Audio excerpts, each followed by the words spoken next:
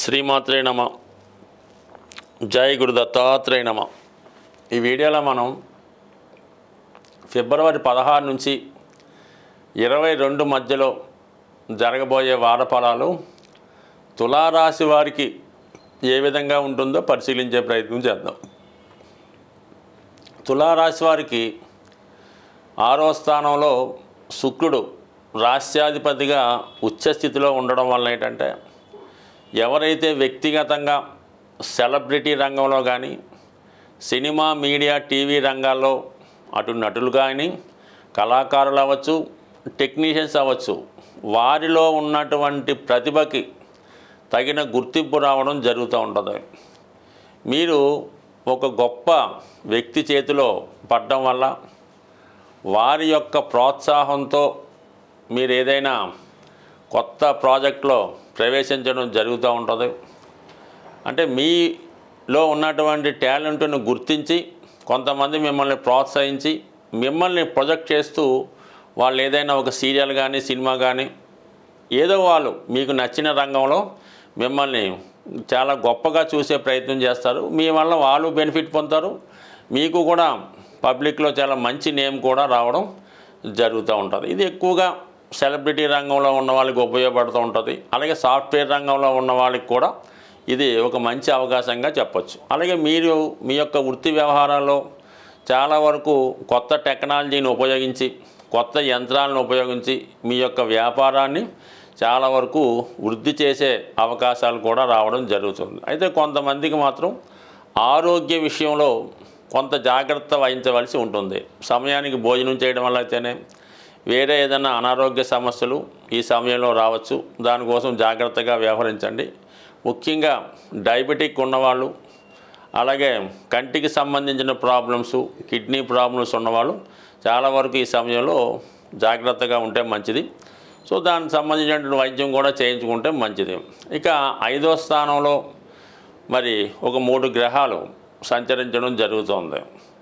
ఇక్కడ ఏమైందంటే, మీకు రవి బుధుడు కలిసి 5వ స్థానంలో ఉండడం ఒక విధమైనటువంటి నిపుణ యోగం, బుధాదిత్య యోగం, ఒక రాజయోగం లాంటిది ఏర్పడడం వల్ల చాలా వరకు మీకు నేమ్ అండ్ ఫేమ్కి ఎక్కువగా ఈ గ్రహస్థితి చెప్తూ ఉందన్నమాట. అంటే కోణాల్లో ఉన్నటువంటి గ్రహాలు ఏం చేస్తాయంటే మిమ్మల్ని చాలా పైకి తీసుకెళ్లే ప్రయత్నం చేస్తూ ఉంటాయి. మంచి గుర్తింపు రావడం జరుగుతూ ఉంటుంది. అయితే ఫైనాన్షియల్గా మాత్రం అవి పెద్దగా సపోర్ట్ ఇవ్వవు. కానీ విద్యార్థులకి ఏంటంటే అనూహ్యంగా వారు మంచి విద్యలో మంచి ప్రగతి సాధించడం, ఏదైనా స్కాలర్షిప్ లాంటిది రావడం, కోరుకున్న విద్యా సంస్థలో ప్రవేశానికి చేసే ప్రయత్నాలు ఫలించడం జరుగుతూ ఉంటుంది. అంటే ఫర్ ది సేమ్ టైం శని భగవానుడు కూడా అక్కడ ఉండడం వల్ల, అంటే బుధుడు విద్యకి కారణం అవుతుంటాడు. శని భగవానుడు ఏంటంటే బద్ధకానికి కారణం అవుతుంటాడు, మరిచిపోవడానికి కారణం అవుతుంటాడు, పోస్ట్ పోన్ మెంటాలిటీకి కారణం అవుతుంటాడు. ఈ బుధ కుజ అలాగే శని గ్రహాల స్థితి వల్ల ఏంటంటే జాతకుడు ఓవర్ కాన్ఫిడెన్స్ వల్ల ఏంటంటే చదివింది మర్చిపోవడం జరుగుతూ ఉంటుంది. అప్పటికప్పుడు చదువుకోవచ్చులే అనుకుంటూ ఉంటాడు. ఒక విధమైనటువంటి యుగోతో హైప్తో తనకు తాను గొప్పగా ఊహించుకుంటూ ఉండడం వల్ల పరీక్షల్లో ఇబ్బంది రాకుండా ఉండాలంటే, తప్పనిసరి విజయం సాధించాలంటే ప్రతిరోజు రివిజన్ చేసుకుంటూ వారు ఎప్పటికప్పుడు అప్ టు డేట్ అవుతే మాత్రం కంపల్సరీగా మీరు మరి మంచి కళాశాలలో ప్రావీణ్యంగా ప్రగతిగా అర్హత సాధించే అవకాశం ఉంటుంది. కాబట్టి సాధ్యమైనంత వరకు విద్యార్థులు మాత్రం ఎక్కువ కృషి చేయవలసి ఉంటుంది. ఎప్పుడూ కూడా శని భగవానుడు ఖచ్చితంగా ఫలితాన్ని అయితే ఇవ్వడం జరుగుతూ ఉంటుంది. అది అర్హత ఉంటేనే ఇవ్వడం జరుగుతూ ఉంటుంది. 1-2 సార్లు కాదు 3 సార్లు ప్రయత్నం చేసినా మీకు అర్హత ఉంటేనే శని భగవానుడు మీకు ఒక కాలేజీలో సీట్ అన్నా, ఒక పదవన్నా, ఉద్యోగం అన్నా ఇవ్వడం జరుగుతుంది. కాబట్టి ఇప్పుడు ఏదన్నా ఖచ్చితంగా గొప్ప ప్రయత్నం చేయండి. ఫలితం మాత్రం దానికి అదే రావడం జరుగుతుంది. అష్టమంలో గురువు మాత్రం కొద్దిగా అవమానాలకు కారణం అవుతూ ఉంటాడు. ఎవరైతే ప్రస్తుతం ఇంచుమించుగా మనకి మే 15 వరకు అష్టమంలో ఉన్నటువంటి గురువు మీరు చేసే ప్రయత్నాల్లో ఏదైనా ఫెయిల్యూరు రావడం జరుగుతుంది. దానివల్ల కొద్దిగా మానసికంగా కొద్దిగా అవమానానికి గురి అవుతుంటారు. కాబట్టి దానికి ఆ విధంగా జరగకుండా ఉండాలంటే మాత్రం ఎక్కువగా కష్టపడటం వల్ల కంపల్సరిగా మీరు దేంట్లో అయినా సక్సెస్ కాగలరు. ఇతరుల మాటలు నమ్మకుండా మీ తెలివి మీద మీరు ఆధారపడుతూ మీ ప్రయత్నం మీరే చేస్తే మాత్రం కంపల్సరిగా సక్సెస్ పొందే అవకాశం ఉన్నది.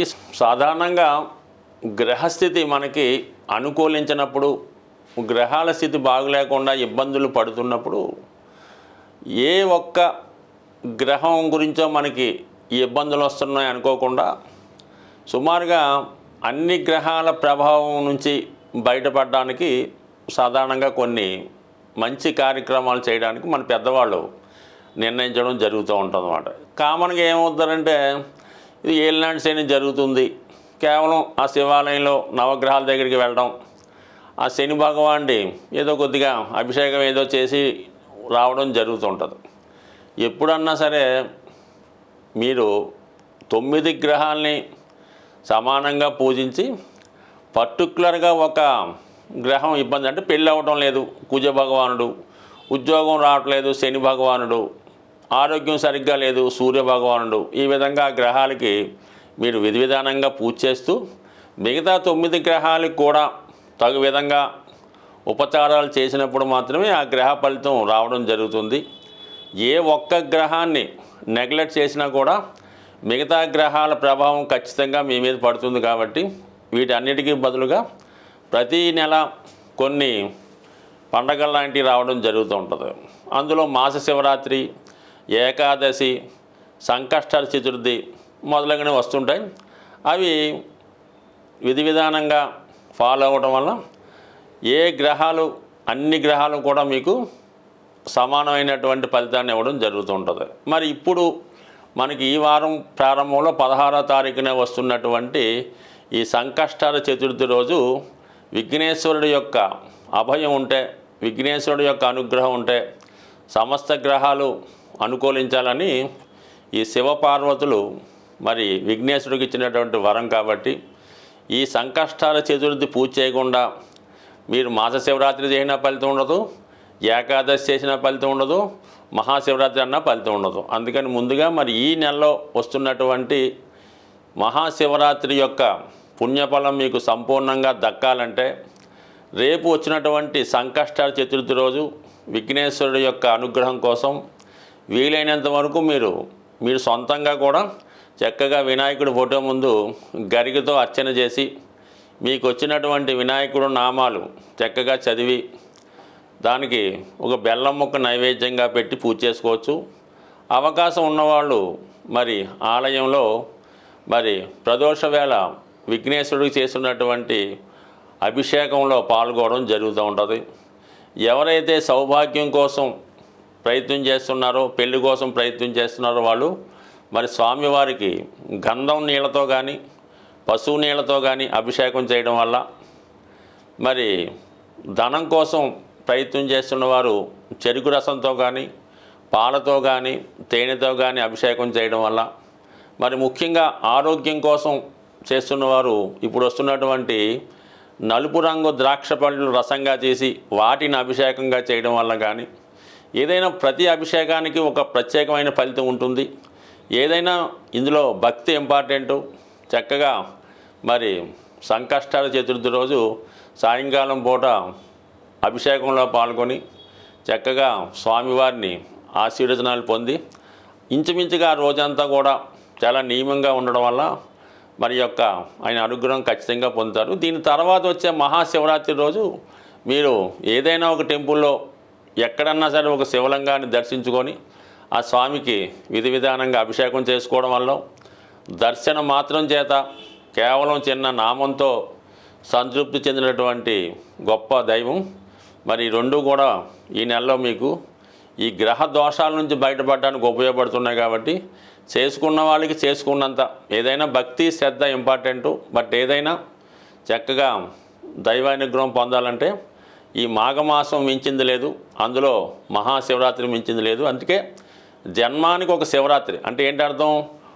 మన జన్మలో ఒక్క శివరాత్రిలో చక్కగా ఒక శివరాత్రి రోజు నియమంగా ఉంటూ ఆ పరమేశ్వరుని దర్శించుకోవడం వల్ల చక్కని ఫలితం పొందడం జరుగుతుంది. స్వస్తి.